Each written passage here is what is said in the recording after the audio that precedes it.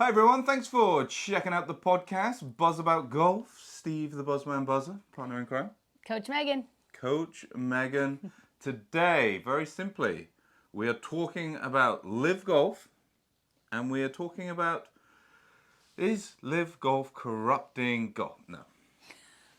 We went to a LIV Golf event. Yes, first time. That was fun. On my birthday. On your birthday. Yep. So we went on the Sunday, and you went on the Friday also? I went on Saturday. Oh, Saturday. Yep. But yeah, you went for you went for 2 days. So kind of get the different perspective. I think when it comes with LIV Golf, and I just said that like jokingly, like it's always or it's you're like looking for issues with it. Whereas, we went and I thought it was fun. It was a blast. It was definitely a totally different vibe.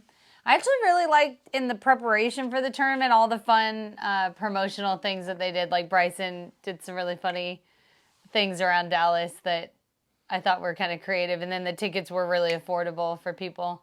Yeah, and it's I think you got to be careful with that narrative because we go. And before the event, as I was hearing that, look, they were doing a buddy offer. So it was buy one, get one free for like $30. Yeah. And then, so you were hearing, they can't sell tickets, so they've had to lower the price and stuff like this. And I think we forget at tour events, at Champions Tour in particular, it's not uncommon for tickets to be free. Oh, yeah. Good point. Yeah. And especially like on a Thursday, Friday. It's not uncommon for tickets to be free. Again, because it's LIV, it's like, they can't do this, they can't do that. And you go, look, we were on property. Yeah. It was busy. It was really busy. And there were a lot of people there. And it was definitely a different demographic. Yeah. I think you had a lot of like... non-golfers. Yes, and non-golfers. And you would get, you're like... mid to late 20s guy bringing his girlfriend. His girlfriend doesn't play golf, but she's happy to be there. Yeah, that was a huge part of it. Just maybe a golfer that was bringing people that weren't golfers with them. Yeah. So it kind of had like a waste management feel to it, but without the like craziness of what you can get. I can't comment on that because I've never been to the waste management. The one thing that I would say with the waste management the last couple of years is it seems to be getting a bit over the top with the drinking. I wasn't experiencing that at the LIV event, but I have to caveat that with by doing the shotgun start, it shortens the day. The problem you get with drinking is if somebody gets there at 8 a.m. by 5 p.m., that's a lot of time for the old drinky drinks. Yeah. So it seemed really nice and relaxed.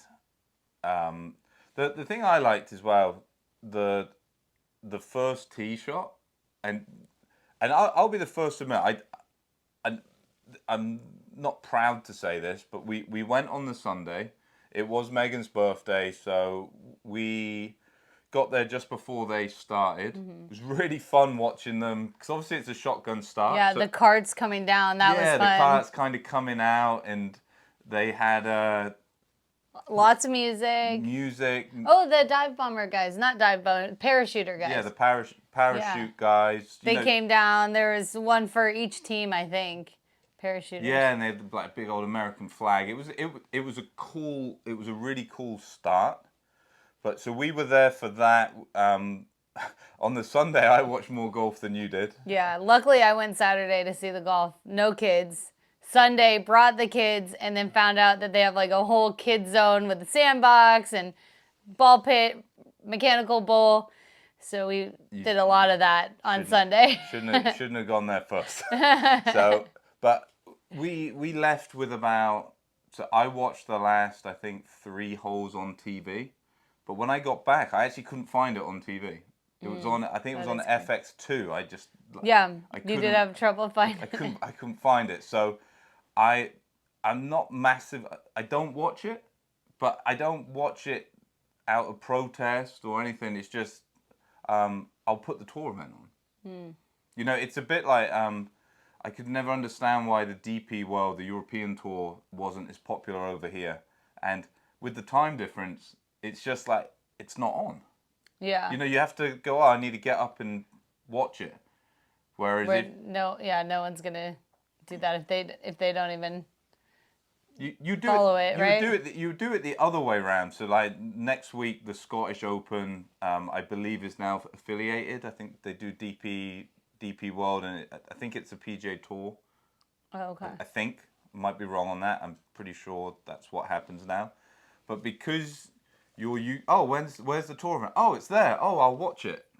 You know, I think there's a lot of the time, it's just not in like your habits. It's not in your, you know, like I said, flicking through like FX2, I'm not going to come across. Yeah. So it was interesting how we went there, but like to actually, I think we even had to look it up. Like, what channel is it actually on? I did. I thought it was on Fox, and I went through all the Fox channels. But my point is, I just don't like actively come across it. But like the experience of the day, you know, we parked up, we went in real smooth.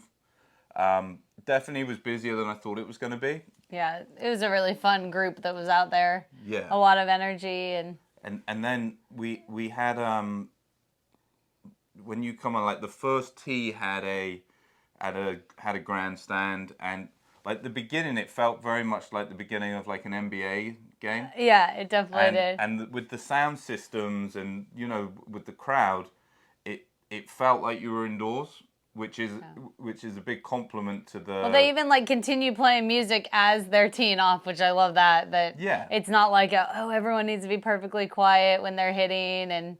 Yeah, so you had that first tee. That again had that big vibes. They had the screen, so like every time a player came through, it kind of gave them like on a walk on. It did, because they all had their own songs and everything. Yeah. Yeah, that was fun. And then you went. So you had that on the first tee. We were at Merido, so we went to the Dallas event. I'm not sure we mentioned that. And then we come back around. So 9 is 30-second walk down from the first tee. So they had, I think, they had their corporate stuff down there. Yeah, Club they had 54. a cool. Do you see that birdie? But that's that place. Yeah, it's called like the Birdie something. Birdie Hut or Birdie Shack or something like that. Birdie Shack, I think. So you had that on 9, so that was quite close. And 18 then is down around again. So you kind of had the stadium. Because they reworked the holes, didn't they? Isn't that so? Merido has had it changed a few times. I've had Merido as well. Just on a side note, Merido is a beautiful golf course. It's tough.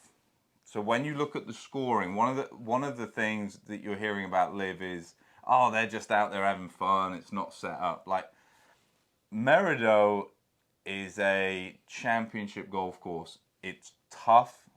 They were playing it quite far back. It's a tough old test. Certainly the hardest course in Dallas that I've played. Yeah, the conditions looked amazing. Conditions were amazing. It was perfect. It was a great venue for it. Merido as a golf course is sensational. You've done some aim point clinics out there. So yeah, it was fun walking by the putting green, being like, "Oh, this did not look like this when I was out here last." But it's a proper test. So like when you looked at the scoring, like one of the teams was like quite significantly over par, and you go, look, it's really, really tough. Yeah. But the way they kind of had, so the stadium-esque part and like the really loud music was all in like one section. When you actually got out on the golf course, there was music, but I would liken it a bit more, if you're someone who likes to have a speaker in your cart when you're driving around, or like you like to have a speaker when you're walking, it was kind of that, like a nice background. Okay. Not as necessarily That's a good way to describe it. Not as invasive as I think some people. And it was great spectating too. It wasn't hard to watch different groups, and there's a lot of star power in that lineup. There's a lot of star power, and I actually spoke to somebody that they did a lot of media work with the PGA Tour, and like they said, one of the things that the tour's not very good at is like fostering stars. So it's more about the tour. And when we're out there, the likes of Phil Mickelson, Yeah, they were. Martin Keimer, former world #1. I actually played golf with him once. So but then he declined. He was world no. Even that. So you had Keimer, Westwood, Poulter. Yeah, well, tell him about the Westwood Mickelson. story that we have. Westwood, when he hit that shot, we were right by him. So we went to a golf event and we stood next to a We had a moment where we were walking with the kids and we pulled over because one of them needed water or something like that, and all of a sudden someone's like, "Oh, you guys have a front row seat because he just hit his ball right there," and up comes Lee Westwood. So that was cool. It was cool. Like we really were right there. So he was on the 15th hole, which used to be the 18th. It's like a dog leg. It's a really scary tee shot. So you saw a lot of the players just hit it too far down the right. So Westwood had kind of chased it through the fairway.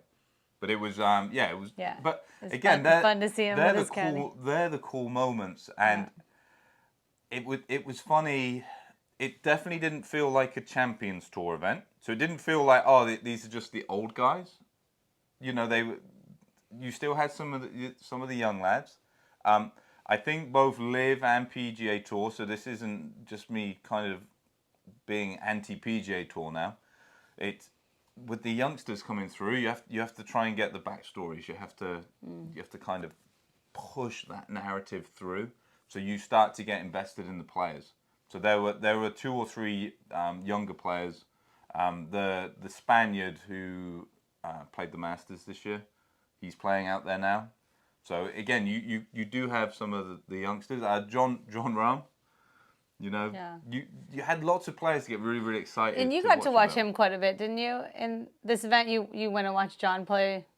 The thing that I enjoyed doing, and I've been doing a lot of psychology work and like mindset training. So I actually went out. I was watching their pre-shot routines. Oh, that's cool. Because I'm cool. Yeah, everyone's at the live event. They're down partying, sipping on a cocktail. What's Steve doing? Checking out pre-shot routine. But yeah, like I said, the overall feel of it was. I loved it. I really did, and I'm looking forward to going to more. Obviously, with it coming here, but it's one of those. It'd be fun to check out other locations as well. And again, we went through it. It was a very different feel than a regular event. It's a different feel. Like we had the KPMG. We had the ladies here at Frisco the week before. You know, we've been fortunate. We've been to other events. It had a real nice feel to it. I would say one of the things with the because it's a shotgun start, you get more fixated on trying to see the players you want to see. So I can't.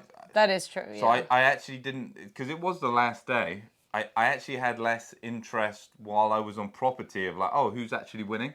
Because you wanted to catch someone before they passed a certain hole, And usually, like then we'll wait for the leaders. To be fair, like the leaders went off 1. Yeah, and we got to see them around at the end. Yeah. Right. But you also had, so when you go to these big events, everybody was with Bryson.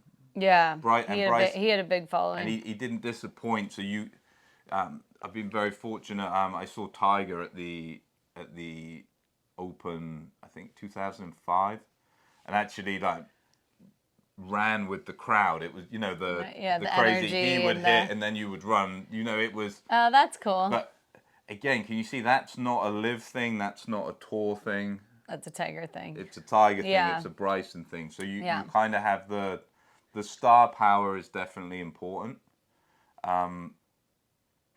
The team stuff was fun. It was kind of when you're on property, it's cool seeing them. They're all kind of wearing their shirts. Yeah. They all are wearing their uniforms, which is definitely, I thought, a cool vibe. Yeah, and it was great. And again, a lot of them were wearing shorts. I noticed that. It was hot. Those 2 tournaments, KPMG and the LIV Dallas, were hot events. Yeah, I know the girls did not like the heat with theirs. But I felt like with the girls, they complain too much. It's a championship. It definitely it had a lot of negative comments from the players in it, which is a little unfortunate because it is such a the whole vibe of the facility. So that's actually where you played in a tournament the next week, right? On my birthday week. Yes. I played on the other course. And so we stayed at the Omni, and it's so cool, like all the different things. There's too much to do that we were like, oh, luckily we live close and we'll play the 10-hole short course at night another day or whatever. But there's so many great things about it. I know they're just referring to the course and that they didn't particularly like that, but the whole thing, there's a lot of I think growth I think they do their brand a disservice with those comments. I think so from a LIV perspective, and again, this isn't I'm now converted and I'm LIV and everything else. It's looking at the how can you genuinely grow golf, and the best way to grow golf is to have multiple facets working. The LPGA doing really, really well, the Champions Tour doing really, really well, LIV doing well, PGA Tour doing well. Well, I think that's the goal, right, of the merger would be for that, because I don't think they're going to change it all to one, hopefully. It should each have their own kind of appeal. But yeah, sorry, go ahead and continue. If they don't know, how on earth am I going to know? But I think there were essence from the LIV experience that I think if you added that to the LPGA, for instance, and I'm just using that because we went the week before, that you would get more people there. It makes no sense that there was quite a young female presence at the LIV event. You go look, and and I'm making assumptions that they don't all play golf, but you go look, that's what you should be trying to get at the LPGA event. Yeah. Especially when it's a major. But I just feel like you'd get massive pushback from the players. It doesn't have to be, and again, the LIV stuff wasn't crazy. I get some of it was loud in those pockets. Yeah, but it's nothing that they can't handle. These pros, No, but that's my point when it comes to growing a brand with the LPGA. They're complaining about the course, and you go, well, Minjee Lee, who won, she went bogey free 3 under on Saturday. So it can't be that hard. Or sorry, not or that it's not hard. You really are that good that you can't. Yeah, and you can't go. Oh, it's impossible when she's gone bogey free 3 under. If she made 10 birdies, 7 bogeys, you go look. It's sporadic. Like the course is too crazy. But so I need to play from the same tees, but those tees in relation to where they could have been, like there's a lot more room on that course, isn't there, to move those tees back? And I know they were saying it was quite long.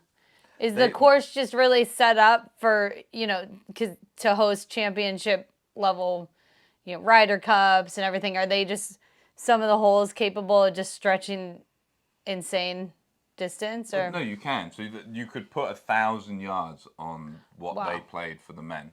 Oh, wow. The PGA Championships is the 27, I think. It's not next year, it's the year after. The greens were quite firm. It was windy.